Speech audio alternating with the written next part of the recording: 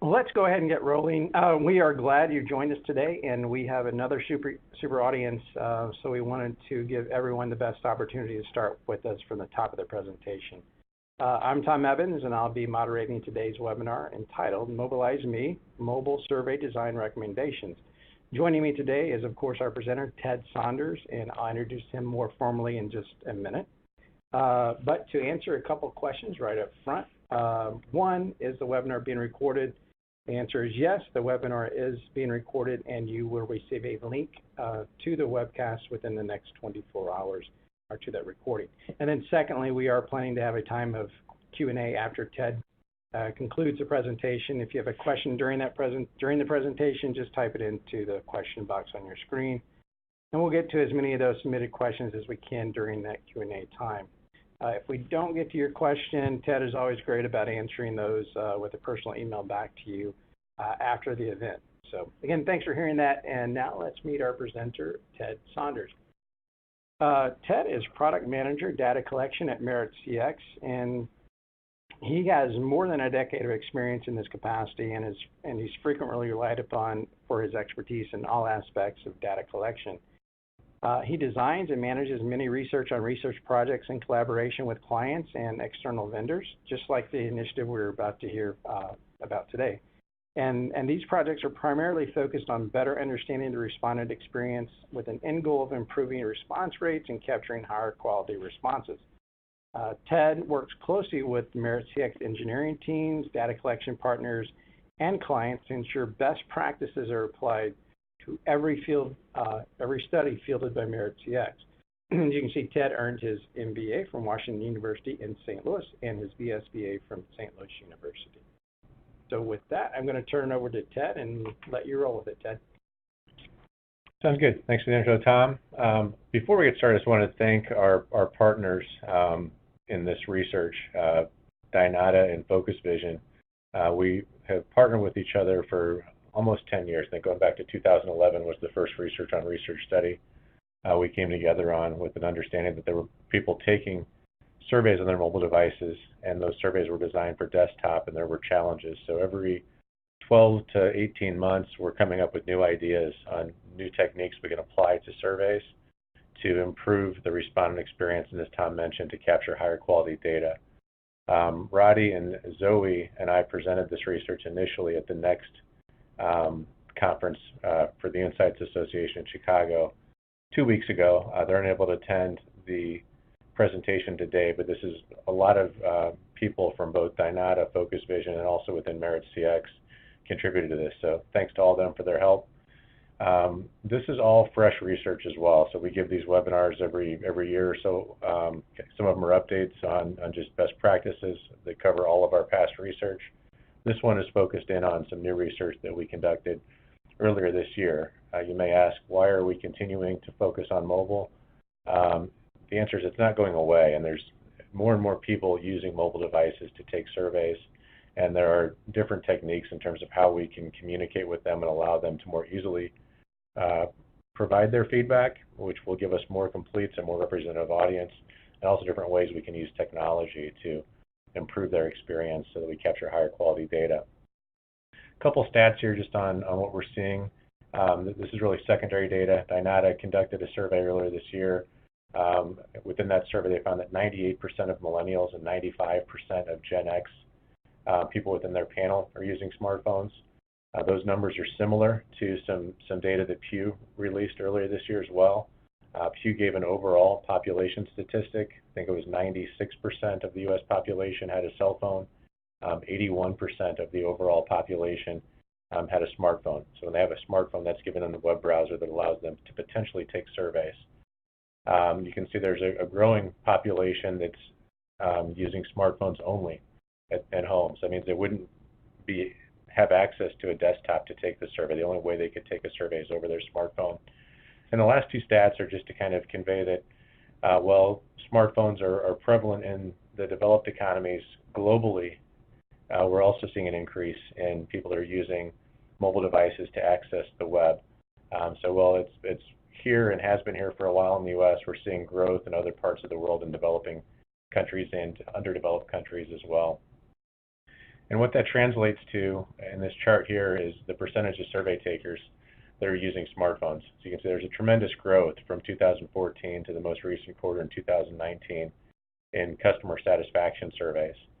Our most recent quarter, we saw 58% of survey respondents coming in on a smartphone, another 4% on tablet. So it's not when is this coming, it's here now. This is the predominant population for accessing a customer satisfaction survey from a client list. We do have similar stats from some of the panel companies out there, including Dynata. They're a little bit lower, a little bit less than 50% of all traffic right now in their surveys is coming in on mobile. And we think that the difference is that a lot of the industry has not really applied all of the best practices to accommodate a mobile respondent. So when we look at the panel audience being lower than what we see here, but that's because people are frequent survey takers within the panel, and when they have bad experiences, they tend to avoid those devices. Either way, it's growing, and it's important for every study to now be mobile optimized to capture the broadest audience possible. So as I mentioned previously, we do a lot of different testing in partnership with Dynata and FocusVision.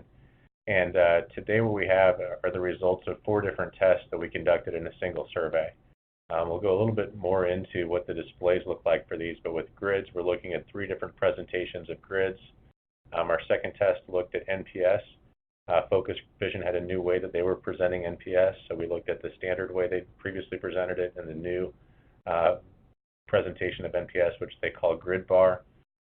We've had some past research on lists that show there's some primacy effects on mobile devices on long lists, so we have a new idea on how to minimize those primacy effects in an open-end text box.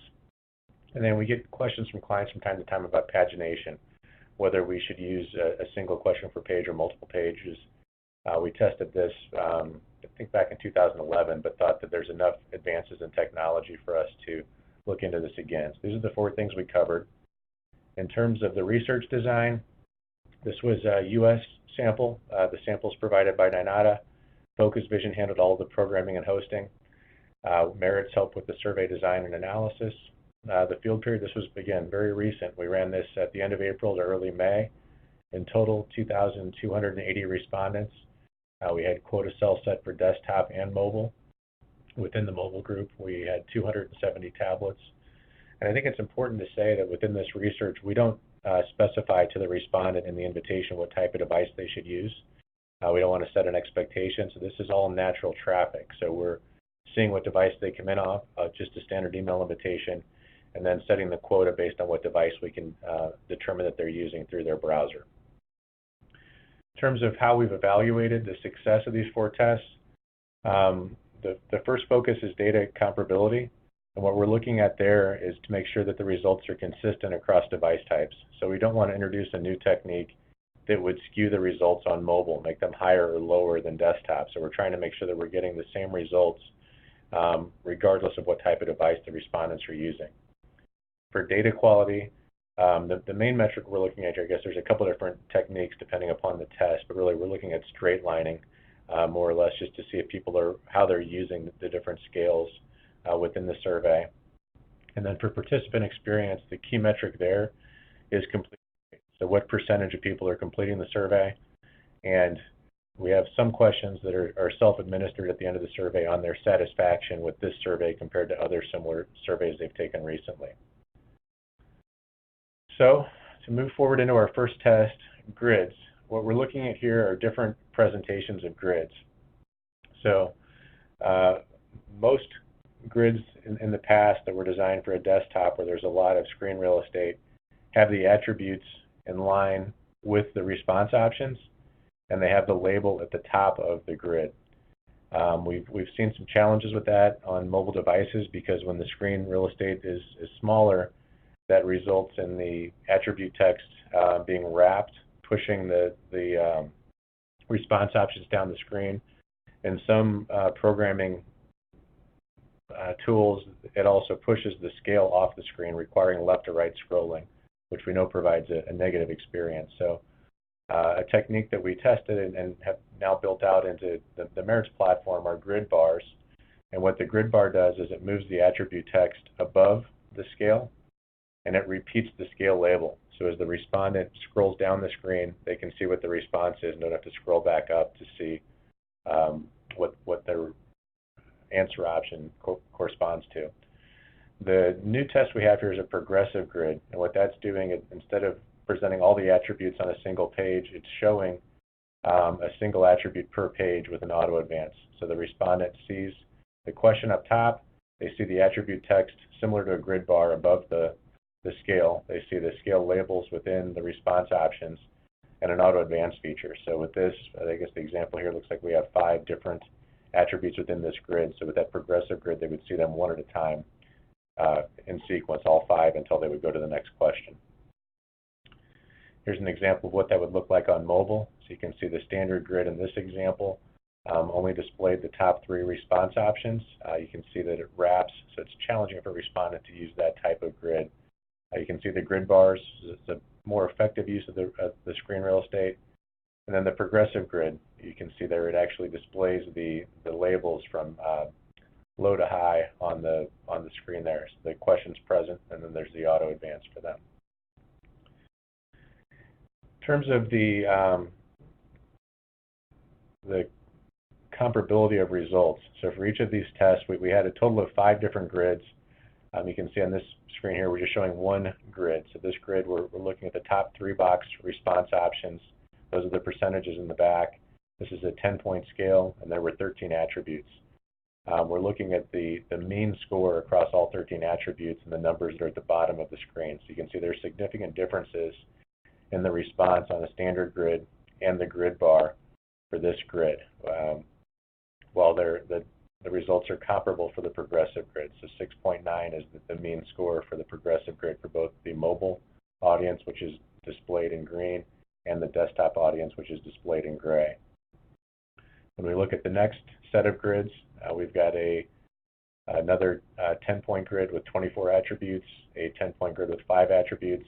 You can see the results are similar, where we're seeing significant differences between the desktop and mobile scores within the standard grid, as well as the grid bar, whereas the progressive scores are comparable. There are not significant differences in those scores.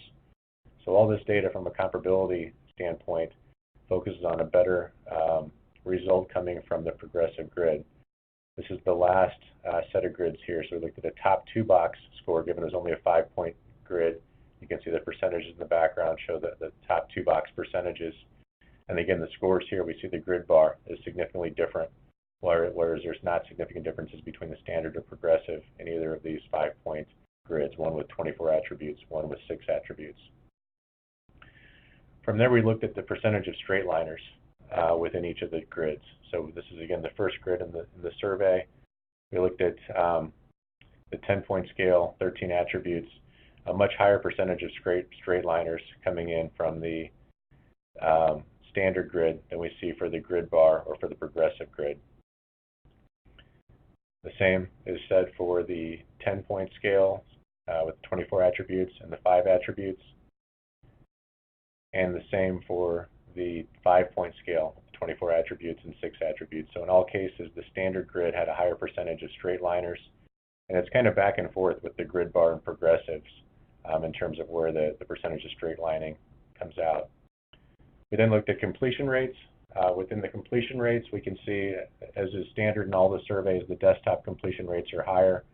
But when we focus on it by the test, we're looking at the grid bars and the progressive grids each have higher completion rates in desktop and in mobile than what we see in the standard grid. The progressive grid is slightly higher than the grid bar on the desktop. They're equal on the mobile.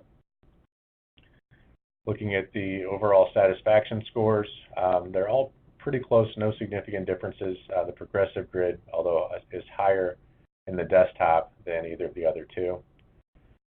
So in terms of a summary of what we've tested here, when we look at data comparability, progressive grids outperform the standard grids.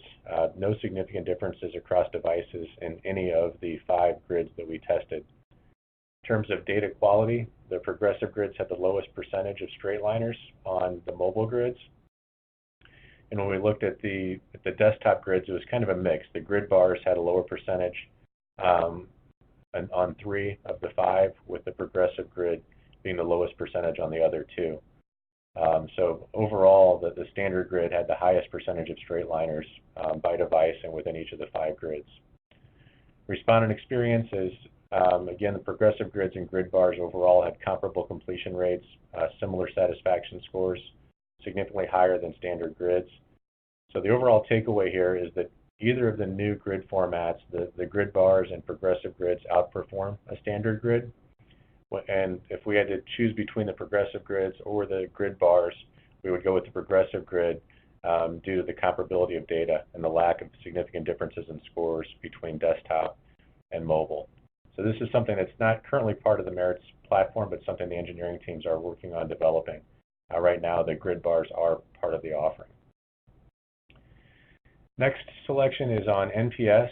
Again, FocusVision had a different display of NPS, and we're testing here a new way for them to present the NPS question. So the old way, the standard way that they had presented NPS would show the scale on a desktop device in a horizontal display, and to make more efficient use of the screen real estate on a mobile device, it would present that scale vertically. So their new version of the NPS presents both in a horizontal display using a format that locks the response options on mobile so that they're presented in horizontal, but so that all 10 response options are displayed within the initial view of a mobile device. The focus here is really on comparability. So you can see that we've got the NPS broken out by detractor, passive, and promoter. We look at the average scores. It's a much higher score we're getting on the FocusVision desktop than the new FocusVision than the standard. When we look at the mobile scores, what really comes out here is there's a significant and large difference in scores between the standard desktop and the standard mobile score, whereas the results for the new display of FocusVision are much closer, 44.4 versus 42.4. So in terms of data comparability, the new display of the NPS question provides a much better score comparison. When we look at completion rates and times, it's a little bit mixed here. We look at the FocusVision NPS has a significantly higher score on the desktop, whereas the standard NPS has a significantly higher completion rate on mobile. So overall, it's a mixed bag, higher completion rates on desktop for the new one, but the mobile had a higher score for the old version of the NPS question. Satisfaction scores, the same for mobile, slightly preferable on the new version of the NPS question. So summary of the test here is that the NPS with the horizontal display in both mobile and desktop performed better. It was more consistent across devices. From a respondent experience perspective, it was kind of a wash. There was a difference based on the device type in terms of where higher completion rates were. So overall, the new version of the NPS question, which keeps both questions in a horizontal display, is preferred. Next test is on lists. And with lists, just a little background before we get into what we tested here. In the past, we'd done some investigation into lists, and we designed a survey just to determine whether there was any impact of long lists being displayed on mobile devices. And within this test, what we did was we presented the same question with 3 different sets of response options. So the question we had here is, what's the best time of the day for your insurance company to call you? The response options were from 8 a.m. to 6 p.m. or later. And what we did to change the length of the list was in the first test group, we had 6 options. And within those 6 options, it was 90-minute increments. And you can see that the breakdown of those 90-minute increments is presented by the colored bars here. The next, to break that down to 11 different options, we provided them in 60-minute increments, and then we just equated those within the bars. And then to get to 21 options, we broke them out into 30-minute increments.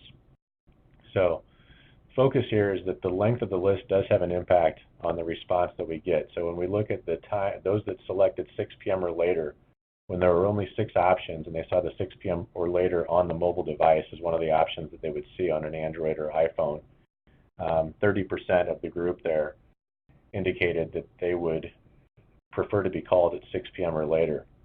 When we almost doubled the size of that list, making it 11 options, we saw that only 27% of the respondents chose 6 p.m. or later. And when we increased that further to 21 options, it's only 16% of the group was willing to scroll down to the bottom and select that as a response time. So this is important when businesses are making decisions based on the list, as obviously there's a primacy effect here. They're more likely to respond to an option when it's easy for them to select it from the screen. When they have to scroll down, they're less likely to select the items at the bottom of the list. So in order to address that, we thought we would look at a different version of the list. And what we're doing is presenting what we call a text box list. So you can see how a list presents on a mobile device on the left here, a standard list. You can see it's only going to show the top 13 response options on this iPhone 10. So what we did is we put a text box behind that. So the list is hidden behind the text box, and as the respondent starts to type the response, it's going to highlight the response options that match what they've typed. And you can see that in the text box list on the desktop example. So you can see here they've typed A, so it's going to show Acura and Audi as response options from that text box list. So you can see a different variation here in terms of how it's displayed. So on the desktop, you can see all the response options because it's broken out into 3 columns. But on the mobile, you're just going to see the top 13. So to see whether or not there were any primacy effects, we looked at the percentage of, at the number of responses that came. This is a single select question initially. So what we asked them was, what vehicle do you own presently? What's the brand of vehicle that you own?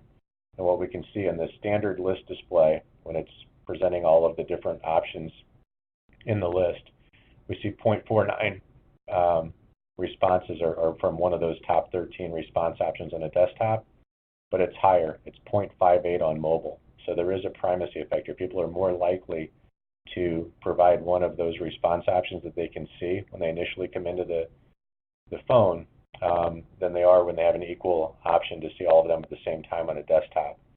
When we look at the responses to this question on a text box, they're similar. So it's 0.46 are responding to one of these first 13 options on a desktop, 0.45 on mobile. So for this single select response option, we do see that the primacy effect is essentially removed by offering the text box list. We had the same question where it was multi-select. So for the multi-select option, we asked them, which of the following brands of vehicles have you ever owned, where they can select as many as they've ever owned. And we found that the primacy effect there was not as significant. We looked at the number of responses within the top 13 on the desktop, it was 1.68, essentially the same on mobile, 1.69. When we looked at the text box, when they had the option there to type in the types of vehicles they've owned, 1.68 came at the top 13, 1.74 came from mobile, so slightly higher. So looking at another question, which brands have you owned throughout your life? So this is looking at the total list, not just the top 13. We're seeing there's a slightly higher number of responses that come in through the text box, 3 versus 3.24 on desktop, 2.81 versus 3.29 on mobile. When we looked at that further, kind of peeled the onion back a little bit and saw what they were actually responding with, there was an other option on this particular question, so 0.08%, or 0.08 responses on average were other on the desktop, 0.04 were other or garbage on the text box list. So we saw a similar number of responses that matched the list, but what we found through the text box is there were new categories that came out. So about 0.46 were a category that did not match what was in the original list. And what we found there is a lot of those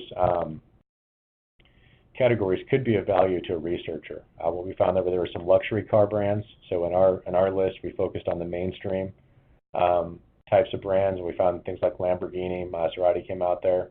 And there were also some brands that are no longer around, like Plymouth and Oldsmobile came as new categories that were not in the selection of lists, and people did not go in to present them in the other option. On mobile, similar. So we're finding that there are new categories that come out with the text box list that were not part of the initial list. So the results I've given you so far are what we're calling factual questions, because people should know what vehicle they own currently or what vehicles they've owned in the past. We wanted to test this open-end text box list for an opinion-based question as well. Our hypothesis going in was that we might find fewer people willing to think about the types of aspirational items that they might want in their future vehicle, and we found that to be true. So for the this is an opinion-based question. What features would you like to have in your next vehicle?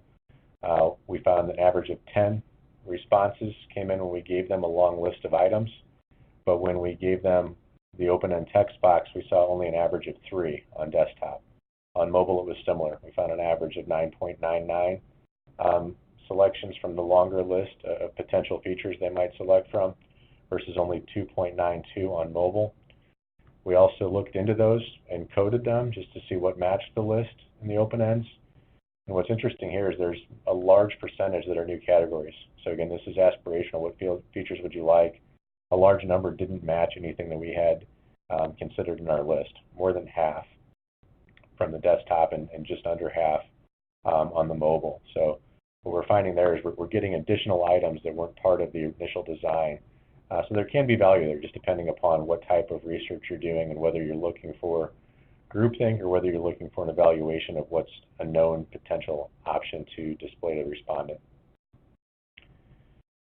In terms of the completion times, they're very comparable within each group, the standard list and the text box. We went into this thinking it might be significantly longer for the text box group. Didn't find that.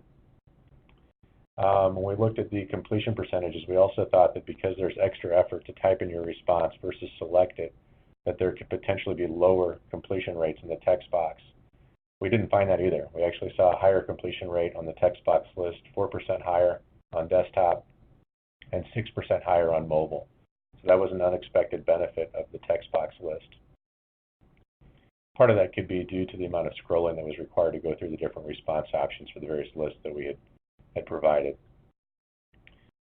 Overall, the satisfaction scores were slightly higher for the standard list than they were for the open box. And in summary, the list box addressed the primacy effects on mobile for fact-based questions. So it does provide a more consistent response when you use the open-end box versus a long list. In terms of data quality, we found fewer responses to multi-select opinion-based questions, but we found that in both fact and opinion-based questions, there are going to be more categories that come out. So again, it really depends upon the research. If you have known options to present to people, you might be better off presenting the full list, knowing you're going to have more people rate those and be aware of what you're thinking. If you're looking for outside-the-box answers and you don't feel like you have all the potential options, you might see value to using the text boxed list as an option. In terms of the respondent experience, this is again what we didn't expect, but it was a benefit of the list box. We had higher completion rates for both desktop and mobile respondents. So again, I don't think we'd say make a blanket statement to use list boxes in all examples, but it just really depends upon the research objective.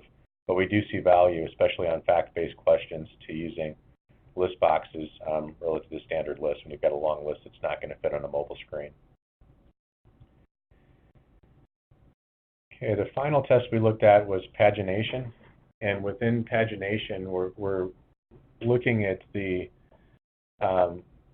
number of questions we present on a page. So within the first test group, it would have a single question per page. Within the multi-page test group, I think we broke the survey into 5 questions. We had roughly 5 or 6 questions on each page, 20% of the survey on each page to break it into 5 different pages. You can see the display, single question display on desktop and the multi-question display on desktop as well. In terms of straightlining, we saw for the first grid there's really no meaningful difference at all. We saw the same percentage of straightlining in each of the test experiments in the single question and multi-page question. And when we look at these additional tests here, what we find is that the multi-questions had a higher percentage of straightlining in the 10.5 attribute text box, but a lower percentage on mobile. So we saw that in 3 of the cases for straightlining, that we saw a higher percentage for multiple questions per page and a lower percentage for mobile. Looking at the completion rates, desktop completion rate was higher for multiple questions per page, yet slightly lower for mobile, but really fairly comparable for each of them. And we looked at the satisfaction scores. In each case, the single question per page had a slightly higher satisfaction score over the multiple question per page, but it's pretty close for both the completion rates and for the satisfaction scores. So in summary, no meaningful differences in scores across devices, whether we present a single question per page or multiple questions per pages. The data quality is really a mixed bag. The multiple questions per page had a higher percentage of desktop straightliners in 3 grids, while the single question per page had a higher percentage on mobile in 3 grids. So it's really a wash between the two, no meaningful difference there. Respondent experience is also a mixed bag. Single question per page, slightly higher completion rate on mobile. Multiple question per page, slightly higher on desktop. So really there's no conclusive results from this test that would indicate that we should use a single question per page or multiple questions per page in surveys going forward. So went through that quickly. Hopefully that all made sense. Tom, do we have any questions? Yeah, Ted, we do. We have several questions that have come in during the webinar, and thank you for the presentation. Important research, of course, as more and more customers or respondents are now taking surveys from different mobile mediums, so a lot of interest here. One, going back a few slides, I guess, do you have any idea why the percentage of tablet respondents is decreasing? Yeah, that's a good question. Tablets are probably the most difficult device to use to take a survey, just because people aren't as familiar with typing on a tablet. I think it's not as easy to use the keyboard. On a mobile device, people are familiar now with texting, so they can easily go in and type out a response. On a tablet, it's a little bit more difficult to hold the tablet and type in a verbatim response. So I think because it's more challenging is why people are using tablets less frequently to complete surveys. They're more likely to use a mobile device because they're more familiar with the keyboard and how to navigate it. Okay, thanks. And then we had a question about the progressive grid that you showed in the graphic was vertical and the others were horizontal. Were the progressive grids in the test vertical, and do progressive grids have to be vertical? They wouldn't have to be vertical. That was the setup that FocusVision had used. And as you saw from the results, we did not see any significant differences in data quality by the vertical display within what they had tested. So they don't have to be, but they were for this test. Okay, thanks. Have you tested a survey that displays all questions on a single page? No, we have not. That was actually one of the objectives of this study when we came into it. We had interest in testing all questions on a single page versus a single question per page versus multiple pages. But there was some logic built into the survey that didn't allow us to test all the questions on a single page. We needed to display certain questions based on previous responses. So because of that, we had to scrap that part of the test. So no, we have not tested that. I think that's a challenge too. I think that's something to consider if you do have logic where there's either piping or branching. It's really difficult to present those in a single page so that the respondent doesn't see questions popping up in front of them based on what they've done before, or scroll down and see words that are missing because they haven't provided something that we piped in. So that would present challenges when you've got a survey that has that type of logic in it. All right. And going back to slide 39, this person wanted to know an explanation of perceived on that slide. Was this a question asked? I should have, I guess, explained that earlier. The way that we're measuring the completion time is we've got two ways to measure that. One is we've got a timestamp for each individual respondent, so we know exactly how long it took them. So that would be the desktop completion time and the mobile completion time in the darker coloring.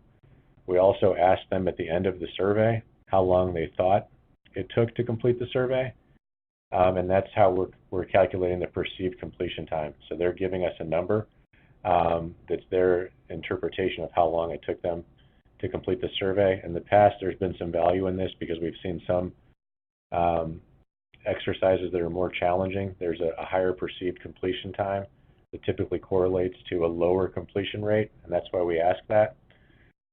You can see here there's really, it's 10 minutes across the board for almost everything we looked at, and that's because 10 minutes was conveyed within the survey invitation. But again, when we've tried different things in the past, even if the survey invitation indicates a certain time, we've sometimes seen higher numbers and lower completion rates, which indicates to us that something we're testing is more challenging for the respondent and that we shouldn't use it going forward. So that's why we include that metric in these charts. Okay. Next question. Did the standard list include an other open-end option? It did for one of the questions, but not the other. Let me go back and show where that is. So, yeah, for which brands of vehicle have you owned throughout your life, it did include an other option. So we've got that present here within the standard bar. With the other question, it did not. Okay. We've had a couple of questions about trend. So maybe what is the best way to transition from a desktop design survey to a mobile-friendly survey with minimal impact on ability to trend?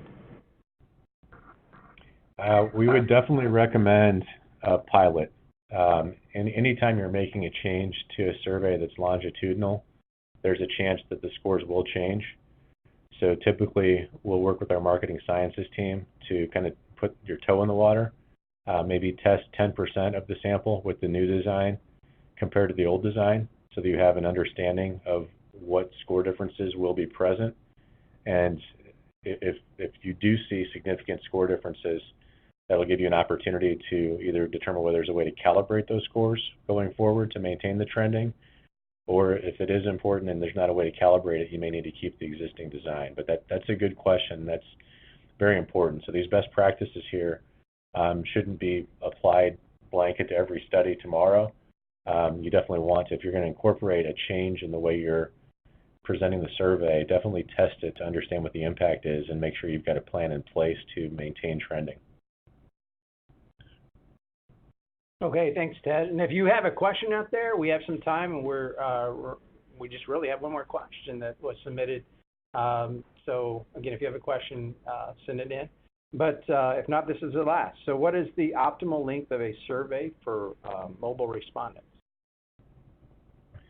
That's a common question that doesn't have an easy answer. I think it's difficult to draw a line in the sand and say that every survey has to be a certain length in order for it to be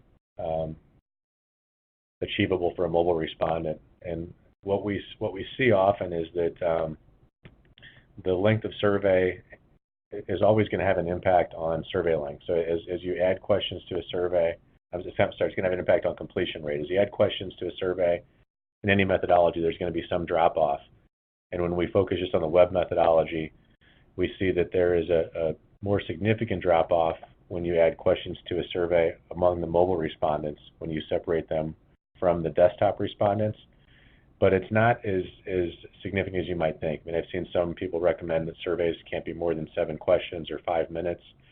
We see relatively high completion rates across most of our surveys. Now, our average completion rate is about 90% on mobile for an average of about a 7-minute customer satisfaction survey.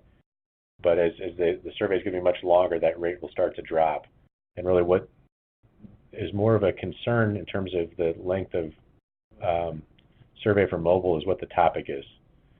We find that people are more willing to talk about their cars, and they'll spend a lot more time on higher completion rates, especially if it's a luxury car, than they might talk about their bank statement, for example, something they have less interest in. So it's not possible to give a blanket statement on that, but I guess I would work with a vendor that is able to let you know what the completion rate is for both desktop and mobile. And when you have a problem with mobile, then determine how you want to adjust that to shorten it in a way that the completion rate is more acceptable. Makes sense. So we did have a couple more questions come in. How did the ages compare between the desktop and mobile users? That's part one of that. And then how do you interpret your findings if they are different? We designed the study in a way that the incoming sample for the desktop and the mobile group was representative of the U.S. population by age and gender. There was also some weighting done in the back end, and that weighting was applied here. So there were steps taken just to make sure that there wasn't an impact on the type of device the person was using. So typically we find that desktop users tend to be a little bit older than mobile users, and that does impact scores. But again, due to the sample design and the weighting, any impact on age has been removed from the results we just shared. Okay. Have you performed any testing on color coding the scale points? For instance, NPS, making the 9 and 10 green, the 7 and 8 gray, and the 0 through 6 red. If so, what was the impact on the scores for a color scale versus a non-colored scale? Now, it's an interesting question. We've not done that type of testing. We've discussed it, but I guess it depends upon where you're fielding the study. There's different opinions on what those colors mean in different parts of the world. So I guess it kind of depends upon whether it's a global study or whether it's run in a certain geography, and you might find different results. But the answer is no, we haven't tested it for that reason. Okay. And then would you recommend in a single survey to use one question format for desktop users and another format for mobile users? For instance, standard for desktop, aggressive for mobile, and then combine the scores in the back end? I think it depends upon the technique. I'm trying to think here. So that would be an adaptive design. So really you're determining the type of device that they're coming in on, and you're altering the display. So we do recommend that as long as you understand what the impact is. So especially for grids. I mean, with grids, it's important to display the grids so that they fit on the smaller screen. So an adaptive design where we're using the grid bar or the progressive grid would be recommended, where you can leave a standard grid presentation on the desktop. So yeah, it just depends upon the type of question you're talking about to make sure that the results can come across from the two different displays of the question in a comparable way. But that's not a blanket statement. It really just depends upon what type of question and what change you're looking to make. Okay, thanks, Ted. So when testing changes, did you say test about 10% of the population, and then how long do you do the testing for? Is it just a one-time send or over time? I would defer that question to someone on the marketing sciences team. It probably depends upon the size of send you have to determine what sample they would need in that test to compare it. So I don't have an answer there, but I would, if this is a Meritz client, I would ask them to talk to their marketing sciences team to get a recommendation on the amount of sample that should go into the test. Okay, and we can set that up with an email to this person after the event, hook them up with that answer. So that is actually going to put a wrap on the presentation today in our Q&A session. Man, thanks, Ted. That's a lot of questions to answer off the cuff, and some You have a great knowledge of this, so appreciate that. Appreciate the time and effort that went into the presentation today. We have a lot of great feedback from folks that really enjoyed it and got a lot from it. So thanks, Ted, and thanks to all of you who have joined. Thanks to Daniel Johansson, our expert behind-the-scenes technical producer. And until next time, of course, thank you all for joining. And until next time, we hope you have a great remainder of your day. Thank you. Thank you. Bye.